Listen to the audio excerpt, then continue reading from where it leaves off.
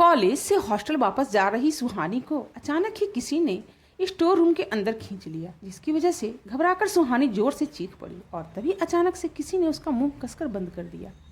Store room में इस वक्त बिल्कुल अंधेरा था और इसी अंधेरे में सुहानी को किसी ने दीवार से सटाकर खड़े किया और अपने एक हाथ से उसका मुंह बंद कर दिया। सुहानी उसकी पकड़ में छटपटा रही थी और खुद को छुड़ाने की नाकाम कोशिश कर रही थी। तभी उसके चेहरे के सामने एक लाइटर जला और वहां पर कुछ रोशनी दिखाई देने लगी।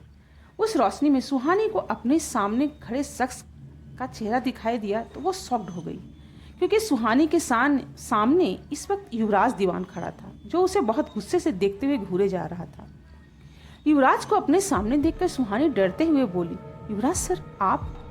तभी युवराज सुहानी की आंखों में देखते हुए बोला, बेवजह अनजानी चीजों को छेड़ना बंद करो, वरना इसकी वो कीमत चुकानी पड़ेगी जो तुम सोच भी नहीं सकते। युवराज के मुंह से ये बात सुनकर सुहानी और भी ज्यादा हैरान रह गई, क्योंकि कुछ दिनों पहले यही बात उसने पद्मिनी सिंघानिया ने भी कही थी। तभी अपनी बात पूरी करते ही युवराज ने सुहानी के मुंह से अपना हाथ हटा लिया और कुछ कदम पीछे हो गया। सुहानी युवराज के इस बर्ताव से काफी डर गई थी, इसलिए वो फौरन वहां से बाहर भाग गई। सुहानी के वहां से जाते ही युवराज गुस्से में बड़बड़ाते हुए बोला, जिस रास्ते पर तुम चल रही हो वहां तुम्हें मौत के अलावा और कुछ नहीं मिलेगा, फिर हर बार मैं तुम्हें उससे बचा भी तो नहीं सकता। दूसरी तरफ रात के 9:30 बजे पूरे शहर में खामोशी छाई हुई थी। पिछले कुछ दिनों से हुई घटनाओं ने लोगों को काफी डरा दिया था, इसलिए यह शहर अब ज्यादा देर तक नहीं जागता था। रात में इस शहर की सुनसान सड़कें रहती थी, क्योंकि जो भी यहाँ रात को बाहर निकलता था उसकी मौत निश्चित होती थी। लेकिन ठीक इसी वक्त निशा और सुहानी वार्डन से छुपते छुपाते दबे पांव हॉस्टल से बाहर निकल चुकी थी। लेकिन हॉस्टल के बाहर का नजारा काफी भयानक था। चारों तरफ अंधेरा था और रोशनी के नाम पर पेड़ों पर चमकते हुए सिर्फ जुगनू ही दिखाई दे रहे थे। आसपास कोई भी इंसान तो दूर, एक जानवर तक नहीं था। वहीं इस अंधेरे और सन्नाटे में उल्लू की आवाज माहौल को और भी भयानक बना रही थी। पुरानी रोड तो दूर, निशा और सुहानी की एक कदम भी आगे बढ़ाने की हिम्मत नहीं हो रही थी। वे दोनों हॉस्टल के गेट से पास खड़े होकर घबराते हुए वहां का नजारा देख रहे थे। तभी एक धीमी सी आवाज निशा और सुहानी के कानों पर पड़ी, जो ठीक उनके पीछे से आ रही थी। तो चलें विसिंग वेल की तरफ। इस आवाज को सुनते ही उन दोनों के दिलों की धड़कनें जैसे रुक सी गई और डर से उनके हाथ पैर फूल गए। उनके मुंह से कोई भी आवाज नहीं निकल रही थी। कुछ सेकेंड के बाद सुहानी ने हिम्मत करके पीछे मुड़कर देखा और वो चौंकते हुए बोली, विवेक तुम यहाँ? विवेक डर के मारे मुस्कुराते हुए उन दोनों के पीछे खड़ा था। उसे देखकर निशा और सुहानी की जान में जान आ गई। लेकिन तभी विवेक को देखकर निशा उस पर बरसते हुए बोली, यू इडियट, क्या तुम हमें हार्ट अटैक से मारना चाहते हो? इतना सुनकर विवेक ने कोई जवाब नहीं दिया और वो शर्मिंदगी के साथ बस मुस्कुरा दिया। तभी निशा आगे बढ़ते हुए बोली, वैसे तुम तो यहाँ मरने के लिए आने वाले थे ही नहीं, तो फिर क्यों आ गए? ये सुनकर विवेक मुस्कुराते हुए बोला, अगर तुम लड़कियों इतनी हिम्मत दिखा सकती हो तो मैं तो एक लड़का हूं ना, और मैं भी तुम्हारे साथ चलूंगा। तो निशा विवेक को ताना मारते हुए बोली, अच्छा लड़के हो, चलो चलते हैं, कितनी हिम्मत दिखा पाते हो देखते हैं। आपस में बात करते हुए वो तीनों हिम्मत करके पुरानी रोड की तरफ चल पड़ी। सुहानी, निशा और विवेक सुनसान रास्ते पर चलते चले जा रहे थे और इस सन्नाटे में उन्हें के कदमों की आहट भी साफ साफ सुनाई दे रही थी। अभी का माहौल इतना खतरनाक था कि हवा के हल्के से झोंके से पत्तियों के हिलने की आवाज तक किसी को भी डराने के लिए काफी थी। तभी विवेक डरते हुए धीमी आवाज में बोला, वैसे मुझे ये कहना तो नहीं चाहिए, लेकिन तुम लोग चाहो तो हम अभी भी वापस जा सकते हैं। इतना सुनकर निशा गुस्से से उस पर चिल्लाते हुए बोली, शट अप विवेक, चुपचाप चलते रहो। कुछ देर चलने के बाद तीनों विसिंग वेल के पास पहुंच गए। विसिंग वेल पुरानी रोड के कुछ ही दूरी पर जंगल के अंदर था, लेकिन उस साये के डर से रात को शिमला के लोग विसिंग वेल तो दूर, उस पुरानी रोड के आसपास भी नहीं आते थे। ये विसिंग वेल एक सालों पुराना एक कुआं था, जिसकी रेलिंग बड़े बड़े पुराने पत्थरों से बनाई गई थी। उसकी गहराई के बारे में आज तक कोई भी पता नहीं कर पाया था, क्योंकि जो भी उसके पास जाता था वो कभी जिंदा लौटकर नहीं आता था। इन तीनों के भी विसिंग वेल के पास पहुंचते ही हालत डर से खराब हो गई और तभी निशा उस कुएं को देखते हुए बोली, यार यहाँ आ तो गए हैं, लेकिन आगे का प्लान क्या है? इतना सुनते ही सुहानी घबराहट और हैरानी के साथ निशा से बोली, तुम ये मुझसे क्यों पूछ रही हो? मुझे लगा तुम्हारे पास कोई प्लान होगा। निशा ने जवाब देते हुए कहा, लेकिन मैंने प्लान के बारे में तो कुछ सोचा ही नहीं। उन दोनों की ऐसी बातें सुनकर विवेक चिढ़ते हुए बोला, जब तुम दोनों के पास कोई प्लान था ही नहीं तो हम यहाँ क्या करने आए हैं? उस साये का डिनर बनने आए हैं क्या? इस सवाल पर सुहानी और निशा खामोश रहे, क्योंकि उन लोगों के पास इस सवाल का कोई भी जवाब नहीं था। लेकिन फिर भी वो तीनों हिम्मत करके धीरे धीरे उस विशिंग वेल के पास करीब जाने लगे। उसके पास लगभग पहुंच ही रहे थे कि उन्हें अपने अपने फोन की लाइट से उसके चारों तरफ देखने का प्रयास करने लगे। तभी उस कुएं के चक्कर लगाते हुए विवेक का एक हाथ विशिंग वेल की रेलिंग पर पड़ गया, जिसकी वजह से वो डरकर चीख पड़ा और उसने अपना हाथ फौरन उस कुएं से दूर हटा लिया। विवेक के चीखने से सुहानी और निशा की भी चीख निकल गई और वे दोनों विवेक को हैरानी के साथ देखने लगी, जो सही सलामत उनके सामने खड़ा था। तभी सुहानी ने विवेक से पूछा, क्या हुआ था?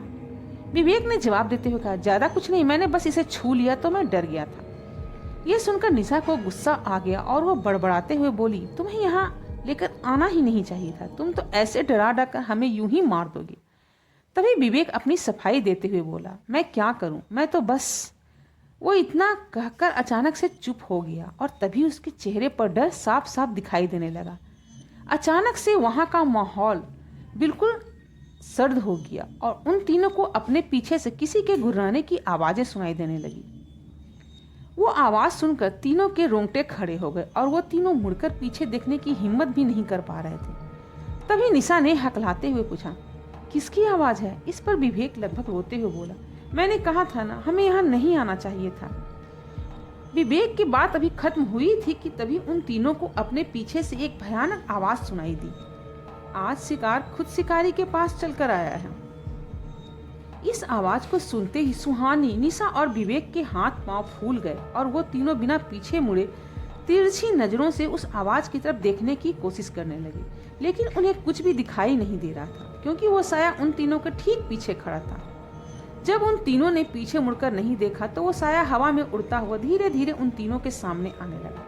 साये के सामने आते ही उन तीनों ने हिम्मत करके धीरे धीरे अपनी नजरें उठाकर ऊपर की तरफ देखा, जो उन्हें सामने घनी काली धुंध दिखाई दी, जिसने एक बड़े से इंसान का आकार लिया हुआ था। उसे देखकर किसी को यह समझने में देरी नहीं लगती कि पुराने रोड पर उस साये की कहानी सच है और इस वक्त वो साया ठीक उनके सामने खड़ा था। इस साये को देखते ही निशा, विवेक और सुहानी एक साथ चीख पड़े और भागने की कोशिश करने लगे। उन तीनों के भागने के लिए जैसे ही अपना पैर उठाया तो उन्हें एहसास हुआ कि उनके पैर अब आगे नहीं बढ़ पा रहे हैं और अगले ही पल उस साये ने हाथ से सुहानी का गला पकड़कर उसे हवा में कुछ फीट ऊपर उछाल दिया। यह देखकर निशा और विवेक जोर से चीख पड़े। वहीं सुहानी अपने हाथ पर मारते हुए उस साये से छूटने की कोशिश करने लगी, लेकिन उसका इसे कोई फायदा नहीं हुआ। निशा और विवेक अभी भी जमीन से चिपके हुए थे और चाहकर भी सुहानी की कोई मदद नहीं कर पा रहे थे। सुहानी साये की पकड़ में हवा में छटपटा रही थी और धीरे धीरे उसका दम घुटने लगा। वहीं सुहानी की ऐसी हालत देखकर निशा और विवेक पूरी तरह घबरा गए थे। वो देख रहे थे कि सुहानी की सांसें धीरे धीरे थमती जा रही हैं, लेकिन वहीं साये की पकड़ में सुहानी के मन में बस ही उम्मीद थी, और वह उम्मीद थी युवराज दीवान की। सुहानी सोच रही थी कि शायद हमेशा की तरह आज भी युवराज आएगा और उसे बचा लेगा, लेकिन आज वहां युवराज नहीं था। तभी सुहानी की ऐसी हालत देखकर विवेक को कुछ याद आया और उसका चेहरा सीरियस हो गया। देखते ही देखते विवेक ने अपनी शर्ट के अंदर से एक लॉकेट निकाला और कुछ देर तक उसे देखने के बाद विवेक ने गहरी सांस लेकर उस लॉकेट को साये की तरफ फेंक दिया। वो लॉकेट जैसे ही उस साये से टकराया वैसे ही अचानक से सुहानी नीचे जमीन पर जा गिरी। ये सब होते हुए देखकर ऐसा लगा मानो उस लॉकेट ने साये की पकड़ को कमजोर कर दिया और सुहानी इसकी हाथों से छूट गई। वहीं निशा और विवेक के पैर जो रोड से चिपके हुए थे अब वो भी आजाद हो चुके थे, इसलिए वो तुरंत ही भागकर सुहानी के पास जा पहुंचे। सुहानी अभी भी होश में थी और वो जोर जोर से सांसें ले रही थी। सुहानी के पास आते ही विवेक और निशा ने सुहानी की उठने में मदद की और तीनों बिना देरी किए वहां से भागने लगे। उन्हें एहसास हो रहा था कि वो साया भी उन तीनों के पीछे पीछे ही आते जा रहा था। काफी देर भागने के बाद सुहानी को ऐसा लगा जैसे वो साया उनसे काफी दूर हो गया हो। सुहानी को अब उस निगेटिव एनर्जी का एहसास नहीं हो रहा था जो उस साया के आसपास होने से उसे महसूस होती थी। कुछ दूर और भागने पर सुहानी को अचानक से एक बहुत पावरफुल एनर्जी का एहसास हुआ और वो दौड़ते हुए उस आसपास देखने लगी। तभी सुहानी ने दौड़ते हुए कहा, मुझे लगता है यहाँ कोई और भी है। सुहानी की इस बात पर निशा इरिटेट होकर बोली, अरे वो साया कम है क्या जो कोई और भी आ गया।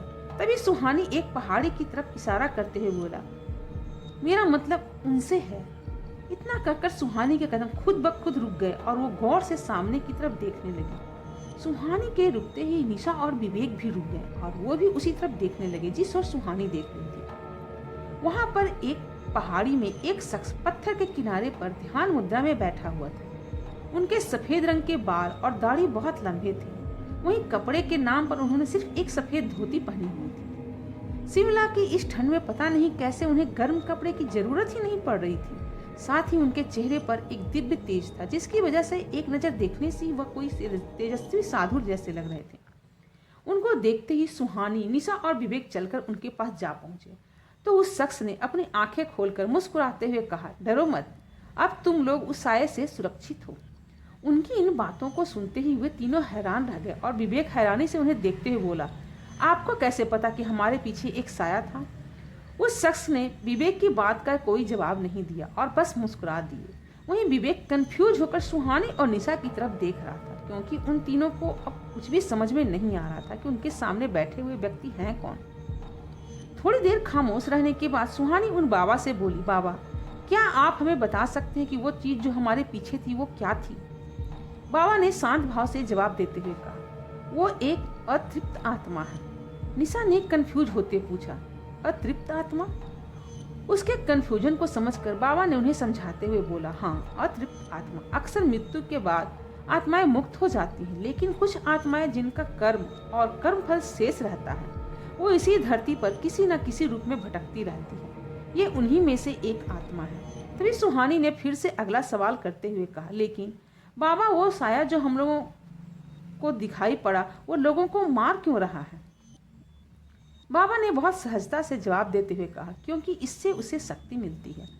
यह सुनकर सुहानी हैरान होते हुए, लेकिन बाबा अगर इसे रोका नहीं गया तो ये ना जाने कितने लोगों को मार देगा। कल रात ही इसने हमारे कॉलेज के एक लड़के को भी मार दिया। सुहानी की बात को सुनकर बाबा मुस्कुराते हुए बोले, मुझे पता है ये आत्मा बहुत शक्तिशाली है और अपनी शक्तियां बढ़ाने के लिए ही ये मासूम लोगों की जान लेती है। तभी विवेक ने फौरन सवाल करते हुए कहा, बाबा क्या आप विशिंग वेल के बारे में जानते हैं। विवेक का सवाल सुनकर बाबा के चेहरे की मुस्कान फीकी पड़ गई और उन्होंने अपना सिर हाँ में हिला दिया। बाबा का हाँ सुनते ही सुहानी, निशा और विवेक उत्सुकता से बाबा के जवाब का इंतजार करने लगे। आखिर कौन थे ये बाबा और क्या जानते थे उस विशिंग वेल के राज के बारे में। आगे की कहानी जानने के लिए चैनल को लाइक, शेयर और सब्सक्राइब करें और बेल आइकन भी दबाएं जिससे कि मेरी कहानी आते ही सबसे पहले आप तक पहुंच सके।